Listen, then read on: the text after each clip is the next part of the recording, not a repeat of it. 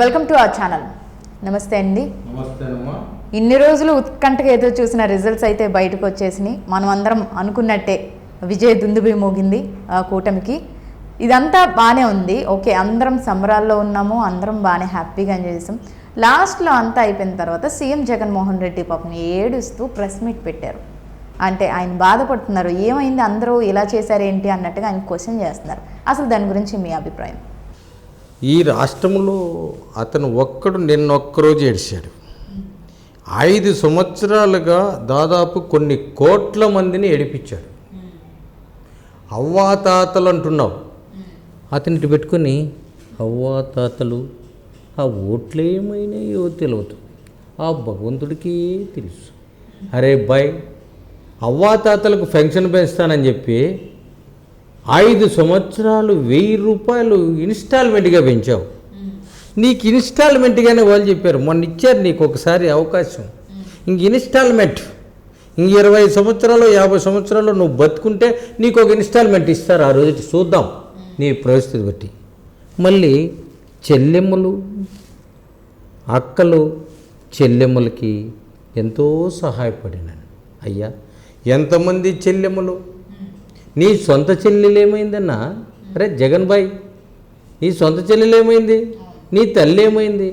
వాళ్ళే ఎంత చెల్లెమ్మల యొక్క తాలిబొట్లు తెంచావే, కన్నీళ్ళు కాల్చారే, అవి నిన్ను అంతం చేసింది. ఆ కన్నీటి బొట్లో కొట్టుకుపోయినావు జగను. తర్వాత రైతన్నలు, ఎంతో రైతన్నలే ఎక్కువ. నేను ఎన్నో రకాలుగా ఉపయోగపడి రైతన్నల వ్యవసాయములో నేను చేశాను.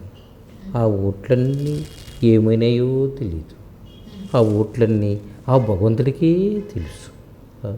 నేను ఎంత చేసినా అంటున్నాను. అయ్యా, ఎంత నంగనాచిగా నువ్వు, ఏ ముసలివాడు, ఏ పవన్ కళ్యాణ్ ఒక దత్తపుత్రుడివి, ఏమైనాయి ఆ మాటలు? ఆ గర్వం ఏమైంది? ఒక యోధుడు చావులో కూడా కర్ణుడు ఏడ్చాడా? దుర్యోధుడు ఏడ్చాడా? వాళ్ళకన్నా గొప్పోడా నువ్వు? జగన్, ఎంతమంది రైతులు ఉరిపోసుకున్నారు నీ వల్ల గుర్తుందా? ఏ రోజన్నా పంటకు గిట్టుబాటు ధర వచ్చిందా? విత్తనాలు, నాణ్యమైన విత్తనాలు వచ్చాయా ఏ రోజైనా? ఏ రైతు ఈరోజు కష్టంలో లేకుండా సుఖాలుగా ఉన్నాడు? ఆ పంటను పండించుకొని ఈ పంట నేను అమ్మి నా బిడ్డను చదివించుకుంటున్నాను, ఈ ఇల్లు కట్టాను అని చెప్పి ఏ రైతున్నా చెప్తున్నాడా?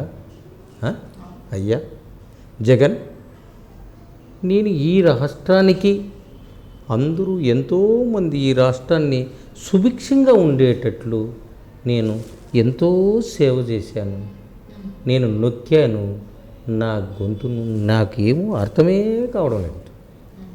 సుభిక్షంగా ఉండాలంటే జగన్ ఒకటి గుర్తుపెట్టుకో. సుభిక్షం అంటే ఏంది నీ దృష్టిలో? 1వ తేదీ ఉద్యోగస్తులకు జీతం ఇస్తున్నావా? టెన్షన్గా 1వ తేదీకి ముందే 30వ తేదీ నీ అకౌంట్లో డబ్బు పడిపోతుంది నీ ఒక్కనికి.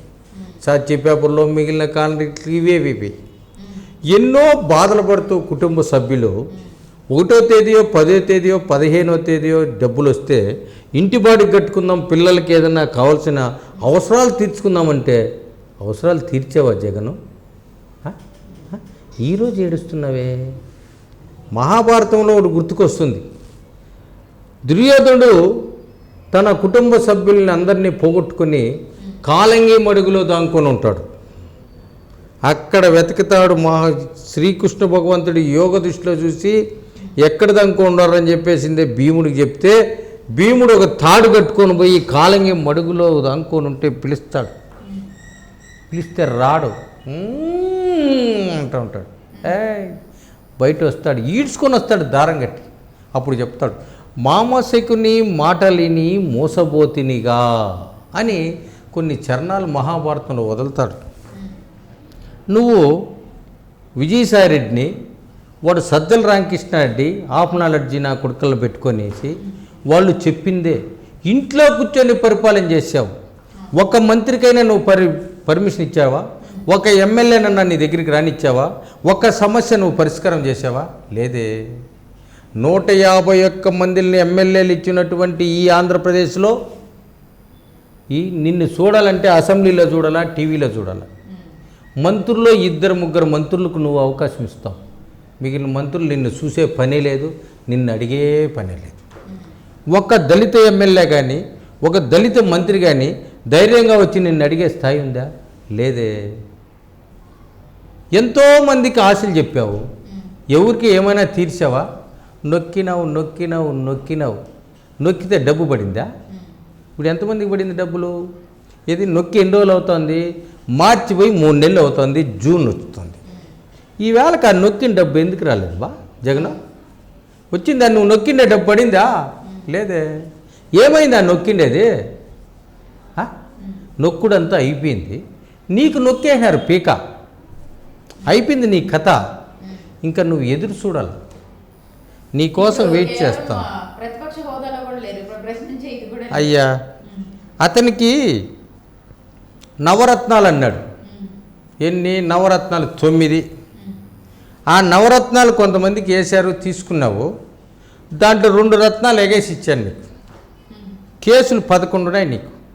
ఏది? సిబిఐ కేసులు, ఈడీకి 11 ఇచ్చినారు నీకు. వాడు నీ చెంచాగాల్లో విశాఖపట్నంలో 9వ తేదీ చేసేస్తా ఉండడం. ఆ మెను, ఆహారపు చేసే మెను, ఆ ప్లేసు, అది బంగాళాఖాతంలో. అరే బంగాళాఖాతం గెలిచినక్క కదరా నాయన. ఈవేళ తెలుగుదేశం పార్టీ గెలిచింది, అత్యధిక మెజారిటీ సీట్లు 164 తెచ్చినాము. ఎక్కడ చేయాలా? ఏమైనా ఈవేళకి మేము ఆలోచన చేయలే. ఏంది? ఎలక్షన్ జరిగే రోజు నుండి ఇదో బస్సులు బుక్ అయిపోయినాయి, రైళ్ళు బుక్ అయిపోయినాయి, విమానాలు బుక్ అయిపోయినాయి. ఏంది మిమ్మల్ని అందరినీ పోయి జైలు వేసేదానికా? ఇంకా మీరు ఎంతమందో నిన్ను నమ్ముకున్న వాళ్ళంతా జైలుకి పోతున్నారు జగను. ఇప్పుడు నిన్ను నమ్ముకుని నువ్వేమో హాయిగా జైల్లో ఉంటావో లేదో, ఆడ ఏడా తప్పించుకుంటావు, నువ్వేమో ఇతర రాష్ట్రాలకు పోలేవు. చాలామంది మంత్రులు, పెద్దిరెడ్డి రామచంద్రారెడ్డి ఒకడే డబ్బును కొన్నాడు, కోట్లు పోసి కొన్నాడు. ఆ మంత్రి ఒకడే గెలిచుండేది. అతన్ని అనంతపురంకి ఇచ్చినావు ఇన్ఛార్జిగా. అనంతపురం ఒడిస్ ఒక్క సీటు కూడా రాలేదు. అతని కొడుకుని ఎత్తుకొచ్చి ఈస్ట్ వెస్ట్ గోదావరి పెట్టావు. 2 గోదావరిలో 1 కూడా రాలా. చూసావా? నువ్వు ఇచ్చినటువంటి మంత్రులు ఇన్ఛార్జీలు వేస్తే వాళ్ళు ఉన్నటువంటి ఊర్లో 1 సీటు కూడా గెలలేదు.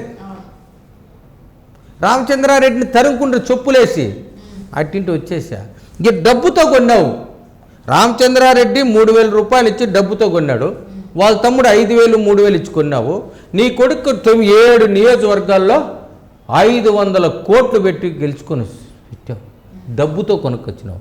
నువ్వు చేసిండే సేవ, నువ్వు చేసిండే మంచి, నువ్వు మంచోడైతే 3,000 రూపాయలు ఓటు కిందకి ఇస్తావు. ఇన్ని 100 కోట్లు ఎందుకు ఖర్చు పెట్టినావు? ఎక్కడి నుండి వచ్చింది నీకు ఈ డబ్బు? నీ ఆస్తులు, నీ పాస్తులు, నీ ఇండ్లు, నీ భూములు, ప్రభుత్వం ఆక్రమించుకున్న భూములు, దేవస్థానం ఆక్రమించుకున్న భూములు అన్నీ బయట వస్తాయి.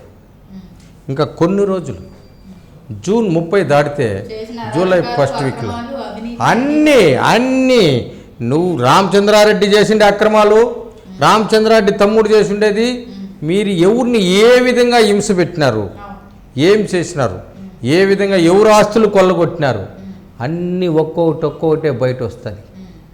ఒక్కొక్కటే బయట వస్తుంది, వడ్డీతో సహా వస్తుంది. దేవుడు సామాన్యమైనడా?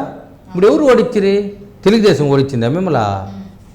మీరు చేసిన కర్మ, మీరు చేసినరే హత్యలు, మీరు చేసినరే భూ ఆక్రమణలు, మీరు చేసినరే దోపిడీ, అడవులు దోహేస్తిరి, దేవస్థానం భూములు దోహేస్తిరి, మొత్తం ఇసుక దోహేస్తిరి. వైన్ అది ఏందో తెలియదు, రంగు నీళ్ళల్లో రంగు కలిపేసి, తెల్ల నీళ్ళలో రంగు కలిపేసినారు. వేల లక్షల కోట్లు అంతా బయట వస్తుంది. పైసాకు పైసా. భగవంతుడండి స్క్రిప్ట్ తయారు చేశాడు భగవంతుడు. ఆ భగవంతుని లీల, నేను నిమిత్త మాత్రుని, ఏమీ లేదు నా చేతిలో. అంతా దేవుడే నడిపిస్తాడు మిమ్మల్ని. మీరు నమ్మిన అయ్యప్ప స్వామి చెప్తాండవే, ఆ అయ్యప్ప స్వామియే నడిపిస్తాడు. నీకేమి శిక్ష విధించాలన్నా, నువ్వు దేనికి బాధ్యుడో, నువ్వు ఎవరిని చంపించావో, ఎవరి మీద దాడులు చేపించావో, ఎంతమందిని పండగల్లో కానీ బిడ్డలను కానీ చూసుకోకుండా 600 మందిని ఈ పుంగనూరులో కేసులు పెట్టి లోపల చేసావే, నువ్వు ఇంకెన్నిసార్లు లోపల పోతావో ఆ భగవంతుడు. మేమేం చేసేది లేదు, అంతా దేవుడు చూస్తూ ఉంటాడు అంతే. భగవంతుని స్క్రిప్ట్ కదా ఇది. మేమేం ప్రతి ఒక్కరు మైండ్ లేకపోయి ఓటు నొక్కామా? లేదు కదా. దేవుడు నొక్కిచ్చాడు, వాళ్ళు మనసులోకి పోయాడు. మీరేదో ₹5,00,000 సల్లినారు అట్లా, ఈ డబ్బు ఆ డబ్బు తెచ్చి. మేమేం సల్లలేదే, మా దగ్గర లేదు డబ్బు, పంచలేదు. కేవలం రామచంద్రారెడ్డి 6,000 ఓట్లు. నువ్వు బతికిన బతుకు, నువ్వు చేసినటువంటి వ్యాపారానికి, నువ్వు ఉన్నటువంటి పొజిషన్కు 6,000 ముష్టి 6,000 కొనుక్కున్నావు. ఆ విధంగా మేమే డబ్బు ఖర్చు పెట్టుకుంటే చిత్తుగా ఓడిపోయింటాం. మా దగ్గర డబ్బు లేదండి. మా ఇన్ఛార్జి గారు డబ్బు పంచలేదు. వాళ్ళు తాతలు ముత్తాతలు సంపాదించలేదు. వాళ్ళ తాతలు ఎప్పుడు రాజకీయంగా చేశారే కానీ ఈ విధంగా అంతకుల్లో అంతం చేసి, అరాచకం చేసి, భూ దోపిడీలు చేసి చేయలేదు చల్లా రామచంద్రారెడ్డి కుటుంబం. ఏ రోజు చేయలే. ఈరోజు దేవుడు చూస్తూ ఉన్నాడు చాలా చల్లగా. ఈరోజు గెలిస్తే కూడా hero is the Challa Ramachandra Reddy, not also Ramachandra Reddy Peddireddy, not also. ఆయన కాదు, హీరో చల్లా రామచంద్రారెడ్డి. డబ్బు పంచకుండా సాధారణంగా దండం పెట్టుకుంటూ పోయాడు. నువ్వా మందు డబ్బు విచ్చలవిడిగా కుమ్మరిచ్చినావు. 6,000 ఓట్లు ఊరితో గెలిచావు. నువ్వు రాజీనామా చేయాలా, నైతిక బాధ్యత వహించి చెయ్యి, కక్కిస్తాం. ఆస్ట్రేలియా కాదు, అంతర్జాలంలో పోయి ఉండు, ఆకాశంలో పో, వదలడు దేవుడు. ఖబర్దార్.